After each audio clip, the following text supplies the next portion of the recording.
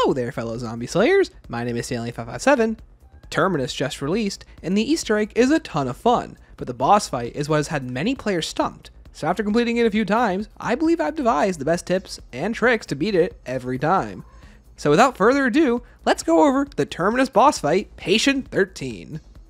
First setup. Before jumping into the fight, I'd highly recommend running these specific augments. They aren't required, but will vastly improve your odds of winning. For Jug, run Probiotic and Hardened Plates. For Stamina Up, Hard Target. For Speed Cola, Supercharged. For Deadshot, Deadhead, and Dead Break. For Quick Revive, I'd recommend EMT and Swift Recovery. For Elemental Pop, I'd recommend Citrus Focus and Chillberry. And while I didn't run it, if you had PhD Slider and Tribologist for PhD Flopper, they would make great advantages as well. For weapons, I'd highly, if not, this is 100% guaranteed, I would recommend running the ASG shotgun with the Shadow Alternate Ammo type. It's a fantastic semi-auto shotgun with terrible recoil but high damage and fire rate. This weapon can be found near the spawn room as a wall buy. The ray gun simply doesn't fire fast enough to deal damage, and the beam smasher is simply outclassed by the ASG in this scenario. Thankfully, the boss fight takes place in an enclosed location, so range isn't really a problem. Ensure you have a self-revive, the core perks I brought up earlier, and your choice of score streak that will make you invincible should you get cornered, like a chopper gunner or the mutant injector. For Gobblegums, Idolize will make you and your team immediately invisible, causing the boss to freeze in place. Cashback for max ammos, as ammo is hard to come by if you don't conserve your bullets properly. Shields Up for additional backup armor and temporarily increased armor durability. And Killjoy because apparently insta-kill affects your boss damage as well. For field upgrade, Energy Mine is good for clearing additional hordes, Aether Shroud will give you a moment to breathe, Healing Aura is great for co-op, and Frenzied Guard for additional armor. And finally, make sure your ASG shotgun has an orange legendary rarity and is upgraded to Pack-a-Punch level 3. This will ensure that you are dealing the most damage that you can. Once all this is assembled, you'll be ready for the Easter egg and subsequent boss fight. Patient 13 is a Kraken entity that has 3 distinct phases of health. The boss can only be properly damaged in specific weak points that change throughout the fight, but the hardest part comes from the beast's constant movements and lack of opportunity to actually deal damage. So let's discuss strategy. Patient 13 will lock onto a specific player and chase them around the arena. If that player leaves that fourth of the arena, the boss will immediately teleport and disappear, reappearing and attempt to follow that player or attack a new one.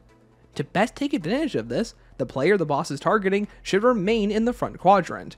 There is plenty of space to run and hide, and escaping the sides won't cause the boss to move too far. In addition, its attacks can't reach you when you dodge out of the way of them, and will kill any undead that they hit. Most undead should be purely avoided in a solo situation, as the ASG doesn't have the most ammo, and most attacks should be focused on the boss. In Phase 1, the boss can only be damaged exclusively by the red spores on its shoulders, which change size and positions as it attacks. Landing a good volley of shots will deal massive damage, and you will cleave through its health rather quickly. In co-op, additional players should be staying to the sides and attacking the boss while avoiding its attacks. As far as I'm aware, shooting the tentacles in the back is practically worthless, and they'll respawn as quickly as they are destroyed. Once enough damage is dealt, Peck will deliver a quote and the boss will temporarily go away, as an increased rate of zombies will appear, as Manglers are also added to the fray. Manglers should be killed purely for their ammo drops, and any undead caught in the collateral of the boss throughout the fight should hopefully drop you additional plates. Once the boss respawns, you'll be rewarded with the max ammo. Now in Phase 2, the boss will begin to glow orange. As this happens, the mouth will now become its weak point. This phase is infinitely easier, and if you need to, you can move around the arena and take pot shots as you run away from the undead. Intermittently, the boss will change attack styles and become glowing white and gray. In this state, only its 2 main tentacles will grow yellow with spores and pus. This is the primary weak point that can be damaged. Once enough HP is damaged, the boss will disappear once again with a quote from Peck, and you'll be swarmed by undead, manglers, and now amalgams. As a note, if you fall into the water, use the ladders to get back up, and the tentacles in the back will switch between firing poison bolts and shooting poisonous clouds of gas that will slowly kill you, so you should always be moving. Once the boss returns, you'll be granted a final max ammo, and it'll now switch between the previous 3 phases. So when there is no glow, it should be damaged on its red shoulders, but be careful, as in the final phase, this form will now spout a mouth tentacle that will attempt to grab and eat you in the front quadrant. If it does, shoot at its tongue and mouth to be released. If it's glowing orange, its now overall mouth should be shot, and if it's glowing gray, its main tentacles should be shot. This boss will also make the arena harder to maneuver, as well as having a fourth and final form. In the glowing blue form, the boss will begin to summon a screen nuke that can only be avoided by hiding behind an object or jumping into the water. As long as you're in the water, that's all that matters. You don't need to hide beneath the waves. In this form, its eyes become its weak point, and it's very susceptible to Shadow Rift damage type. If you have it, use a Chopper Gunner as well to deal massive damage. But be warned, the screen nuke will knock you out of it early if you aren't careful. The Shadow Rift augment Big Game will also one-shot amalgams, making them easier to deal with. Make sure you're mindful of the undead around you, and in this final phase, try to finish it as quickly as possible, as things can go south very quickly. But keep on the pressure, and keep a level head, and the boss will be defeated before you know it. But don't be discouraged if you do die. The biggest thing that's going to make this boss fight easier is practice and experience, not just me telling you tips and tricks. So if anything goes wrong, give it another shot. I think you'll be surprised by your progress.